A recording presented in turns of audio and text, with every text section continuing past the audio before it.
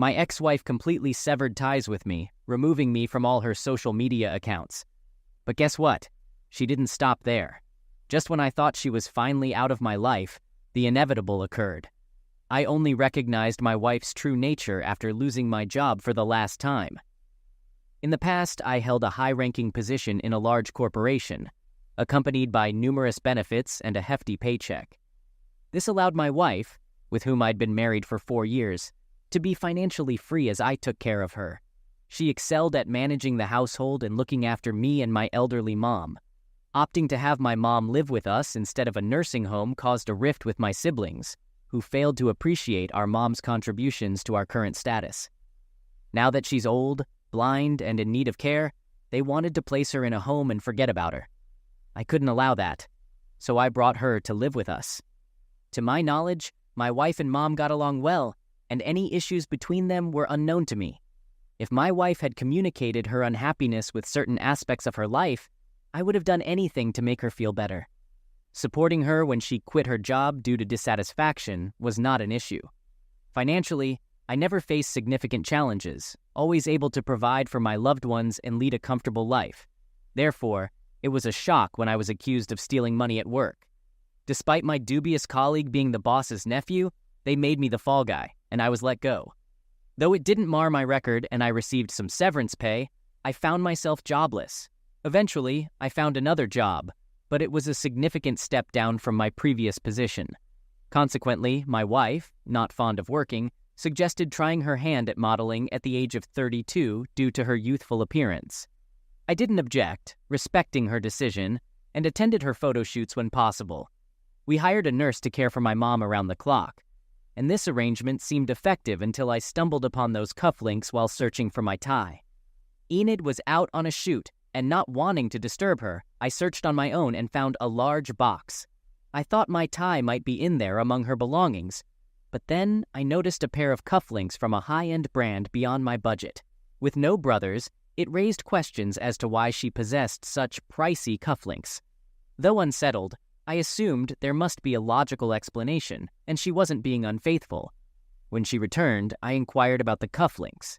She burst into laughter, explaining they were a gift for me that she had forgotten to give. They were given to her at a photo shoot to pass on to her husband or a friend. Feeling foolish for doubting her, my mom cautioned me to be cautious. She noted my wife's misconception that she couldn't hear due to being blind. Despite my wife misleading me about her whereabouts during claimed photo shoots and using my car because it suited her image better and I saw no damage, I decided to install a tracker in my car.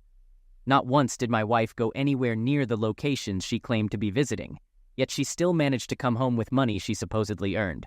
But she continued frequenting a specific address, more than just once or twice. Upon researching the address, it turned out to be that of a photographer. I enlisted my 20-year-old cousin to gather more information about this photographer. Upon seeing his photos, she recognized him, mentioning his popularity among her friends for creating content. Feeling like I was spiraling out of control, I learned from my cousin about the nature of the content he produced. We had agreed that her modeling would remain dignified, so why was she involved in this? Were her other photo shoots just a cover for something else? I knew that kind of content could bring in money, but we weren't desperate. I decided to confront the photographer and demand he cease working with her. She hadn't been honest with me, and I felt she hadn't considered the impact on our family. She could have at least been upfront about what she was doing. So I went to meet the photographer. I told him about my wife and asked him to stop shooting her. His name was Raphael, and his studio was quite impressive. His work seemed tasteful, but I didn't let that sway me. Raphael didn't seem bothered by my accusations. He told me that while he did shoot that kind of content, my wife only did hand modeling and small campaigns with him. He then showed me a portfolio of her work, and I felt like a fool. I apologized for my false accusations and made my exit. But before I left, I had a strange sense of familiarity. I asked Raphael to keep our conversation from Enid, and he agreed. He said he often dealt with concerned husbands, so he understood where I was coming from. The man who escorted me out seemed familiar. Something about the studio, or maybe him, gave me a sense of déjà vu. I brushed it off as nothing. 3 days later, my wife was in a hurry to get to work and left her bag in our room. I quickly grabbed it and ran outside to catch her before she drove off. I managed to hand her the bag just in time, but when I returned to the house, I stepped on something in the driveway. I picked it up and saw that it was a positive pregnancy test. I was ecstatic. At last, we were going to be parents. I dashed inside to share the exciting news with my mother, but asked her to keep it under wraps since my wife hadn't officially shared the news with me yet. It all made sense now. Her recent mood swings and the distance she'd been keeping. I felt guilty for having doubted her and decided to make it up to her by cooking dinner. I must say, I'm quite the chef thanks to my mother's teachings. I texted her to ask when she'd be home, but my message bounced back. I checked our Wi-Fi connection, but it was working fine. Then I noticed her profile picture was missing. I tried calling her, but her number was unreachable. All her social media accounts were deactivated, and I started to worry, especially considering her delicate condition. This wasn't the first time she'd blocked me. The smallest things could set her off, leading her to deactivate her social media accounts until she felt better. On such days, she'd usually retreat to her mother's house for some rest. I'm not at liberty to disclose her exact diagnosis, but she has a personality disorder. She's managed it well over the years, but some days are tougher than others. So, as usual, I did what I do in such situations. I checked to see if she'd made it to her mom's house. Her mother reassured me that she was okay, just needing some space. I felt a mix of emotions, joy from the pregnancy news, but also a hollow feeling because she wasn't there with me. Perhaps she was having doubts about the baby and didn't want me to find out. I finally went upstairs that day and was met with stark emptiness. Her mirror, her jewelry box, all gone. Her closet was bare, not a single piece of clothing left behind. I asked my mom's nurse if she knew anything, and that's when she handed me a letter. It was from her. I read it. "Dear John, I love you, but I can't stay. I feel trapped. I need to breathe. This life isn't for me. Don't try to find me. Pretend I no longer exist. I just can't do this anymore. Goodbye." I asked the nurse to leave, and then I hit the wall so hard my knuckles started to bleed. She had vanished without a trace, carrying my unborn child. A few days later, I heard that Raphael had skipped town and run off with a woman. This made me question whether the baby was even mine. The worst part? I'll never know. Now, I'm left in this house that feels more hollow with each passing day. My mom passed away a few months back, and before she left, she assured me that time would mend my wounds. But it's been half a year since she disappeared. She ghosted me and hasn't reached out since. My routine is simple. Go to work, come home, and drink until I black out. I don't think I'm in lover of drinks, but I do think I'm battling depression. I feel utterly alone in this world. She's out there, probably happy. I still can't figure out what I did to make her cheat on me. I grapple with these questions daily. Sometimes I feel like I should disregard her wishes, track her down, and demand closure. I want her to face me and tell me it's over, not through some impersonal letter. Man, I feel so low. I guess I'm sharing all this so that someone, anyone, can understand what I'm going through. I haven't confided in any friends or family because I'm afraid of appearing weak. So, I put on a brave face and they don't ask any questions. I need to know, is there a way, any way, I can move forward? I'm just so exhausted. I don't know what to do. Update. After pouring out my heart, I found myself sleeping more peacefully that night. The following morning, I felt a sense of relief. I began to clean the house, discarding her belongings once and for all. In the subsequent week, I even managed to go golfing with a friend. Over these 2 months, I took small steps to reclaim my life. I also started attending weekly therapy sessions, which made me realize that I might have been dealing with a narcissist. I won't delve into the early stages of our relationship, but there were numerous red flags that I overlooked simply because I didn't want to lose her. This made me question, did my love for her morph into an obsession? I've been undertaking the most challenging task a person can do, having brutally honest conversations with myself. Through this, I've gradually started to let positivity seep back into my life. I genuinely believe that I'll be okay someday. It's gradually fading away. I believe I can do it. Update. Numerous positive changes have occurred in my life since then. I ceased dwelling on her and the pain she caused, gradually finding my way back to life. Job performance improvements led to a transfer and even a promotion. I now reside in a serene, small, and comfortable area, perfect for me and my fiancé. Yes, you heard right. My marriage to Enid ended over a year ago. Fortunately, I didn't lose anything to her and we both moved on. It's been more than a year and a half since I last saw her, and I'm convinced the child she carried wasn't mine. Why else would she run off with a photographer? Regardless, I've forgiven her. Not because she deserves it, but because I'm a decent person. Now, about my fiancée. I met her when she was involved in a roadside accident. The person who hit her car fled the scene and she was running late for a meeting. I managed to memorize the license plate of the hit-and-run car. I have an excellent memory, by the way. I approached her and blurted out the license plate number before even saying hello. She gave me a bewildered look and was about to call for help when I explained that it was the license plate of the car that hit her and took off. She was incredibly grateful for my help.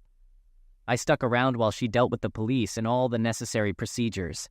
I'm not sure what compelled me to stay and ensure she was all right. Afterwards, she invited me for a coffee and, well, the rest is history. I'm brimming with happiness these days. My mom was right.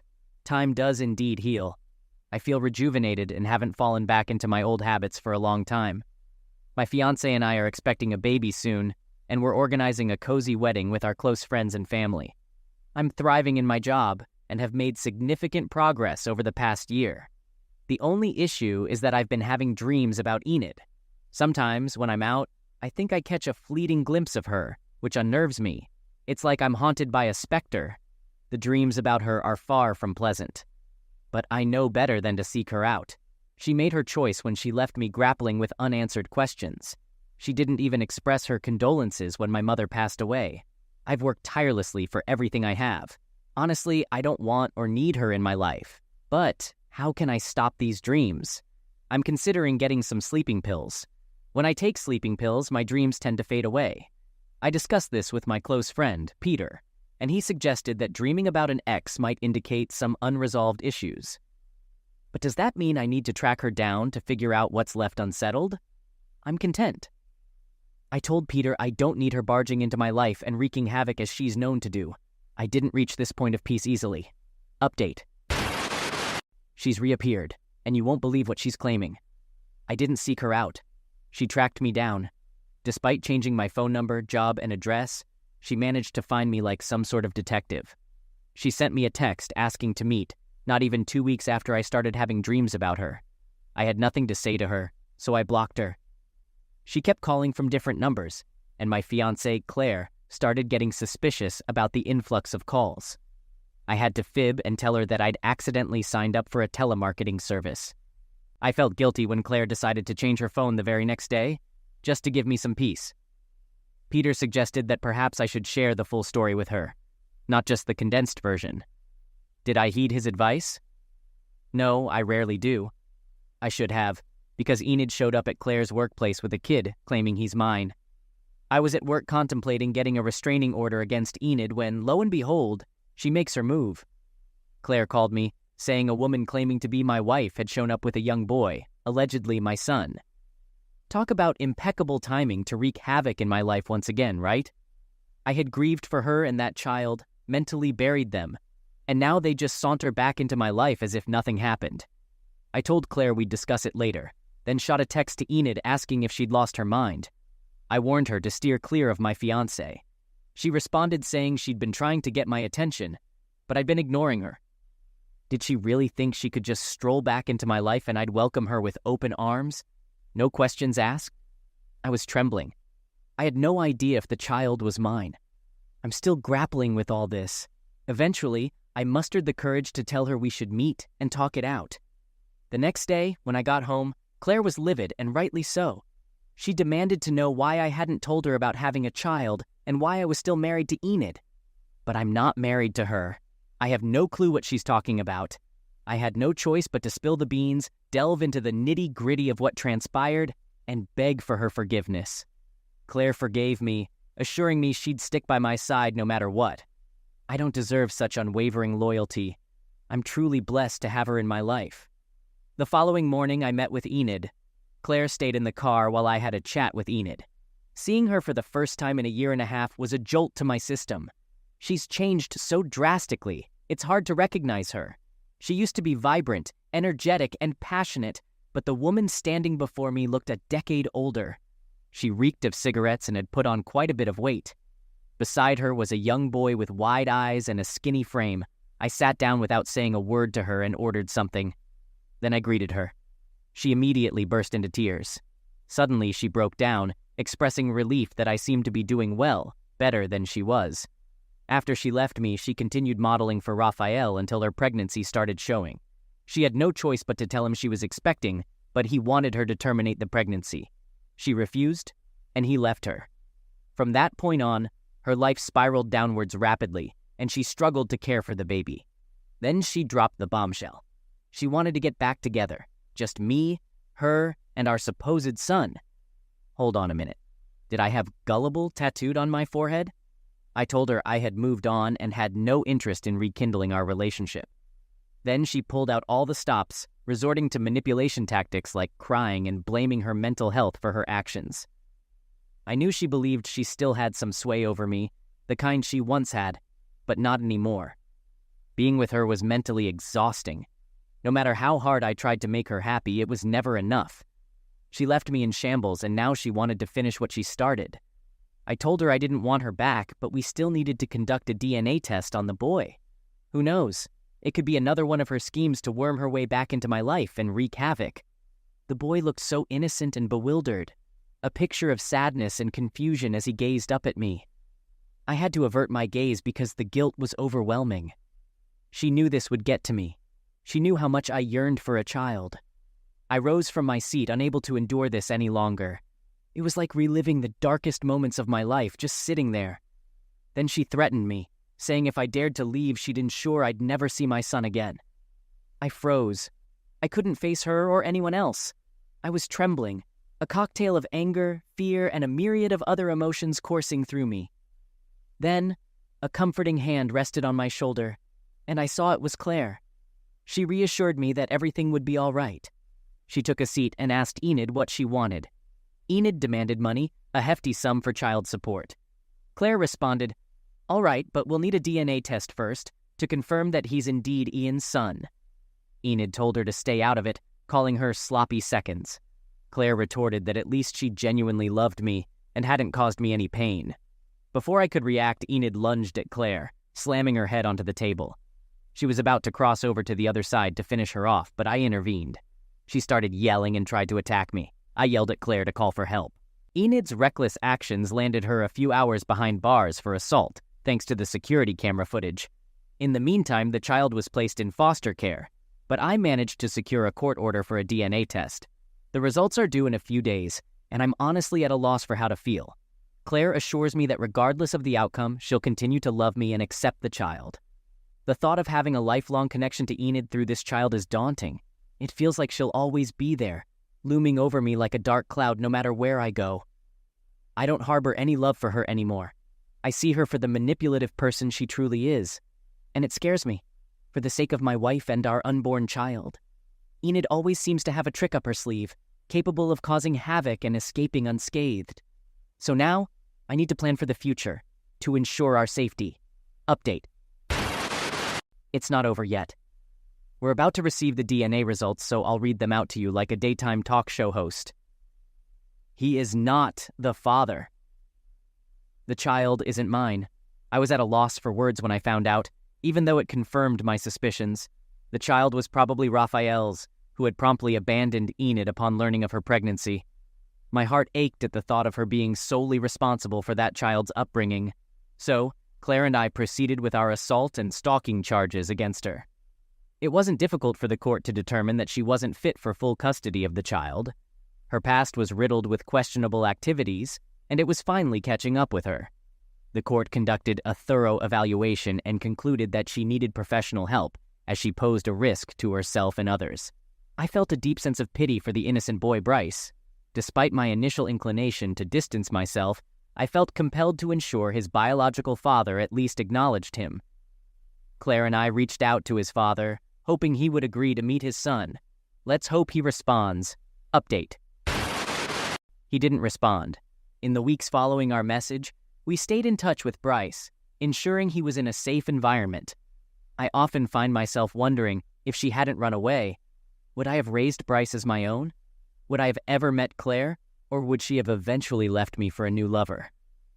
I've attempted to decipher Enid's thought process countless times, but even now, I'm still in the dark. 7 years ago, that enigma was part of her allure. I should have seen the red flags, but in a strange way, that perilous journey led me to Claire. My wife, Claire, and I recently tied the knot, and we're waiting for our baby to arrive before embarking on our honeymoon. It feels like we've been given a fresh start, and these past few weeks have been a honeymoon in their own right. However, our bliss has been overshadowed by responses from Raphael. His reaction was far from what I anticipated. I was bracing for anger, silence, or even acceptance. Instead, Raphael flatly denied being the child's father. He claimed to have undergone a vasectomy at the age of 20. Unless there's some medical marvel at play, he couldn't possibly be the father. His denial left me speechless, and I found myself wondering who else could be the child's father. I scoured his social media, going back as far as a year. I looked for posts where Enid was present and tried to identify any men she was associated with during that time. Then I froze. There was a man who bore a striking resemblance to Raphael, but younger. His profile revealed that he was Raphael's younger brother. Suddenly, I was in a whirlwind on the brink of uncovering something, anything. I couldn't pinpoint what was driving me to identify the child's biological father. Perhaps I'm driven by the fear of him falling back into her care, and I can't take him in. Claire has already endured so much, and it's not fair to ask this of her. So I delved deeper into his profile, and everything seemed normal until, bam, guess what I stumbled upon in one of his photos? Cufflinks, the very same brand that she had stashed away all those years ago. The ones she lied about receiving as a gift and then passed on to me. It was him. I could see the resemblance in the eyes that mirrored Bryce's. I shot him a message, insisting we needed to meet. He was nearby and hurried over as soon as I mentioned it involved Enid. Upon his arrival, his first words were, "What has she done now?" It was as if he was accustomed to her stirring up trouble over the years. I can't say I'm surprised. Enid is like a tempest, leaving destruction in her wake. I laid out the entire story for him, from the beginning to the present. We spent hours discussing all the chaos she'd caused. He revealed that he and his brother had cut ties because of her. I was speechless hearing some of the things he shared. And then came the reason for his visit. Miraculously, I still had the cufflinks. For years, I'd been meaning to discard them. But once they were out of my sight, they slipped my mind. I presented him with the cufflinks and asked if they had been close. He confirmed it. Then I showed him a picture of Bryce, and he didn't deny it. He just nodded solemnly, as if he was coming to terms with it. By this point, I was emotionally drained, weary of the constant anger, betrayal, and sorrow associated with her. He expressed his gratitude for my honesty and then departed. As far as I'm aware, he managed to gain custody of Bryce, and we haven't heard from him since. I sincerely hope this is the final chapter in the Enid saga. I can't handle any more of her drama. Update. The narrative concludes. Enid's mom contacted me, stating that Enid was released today and wishes to see me. I won't go. I'm drained. I made the error of getting involved in her troubles because I wanted to rescue her from herself. Now, I have a wife and a child to care for. Enid is merely a part of my past. Her mom has some nerve. She was aware of what was happening all those years ago and allowed her daughter to disappear from my life. I persistently reached out to her mom initially until she herself blocked me. She didn't reveal Enid's whereabouts, leaving me in the dark. I don't care about what she's saying now. Enid is unraveling and facing the consequences of her actions. She needs to confront the aftermath of her deeds. I've already extended my forgiveness. This is my revenge.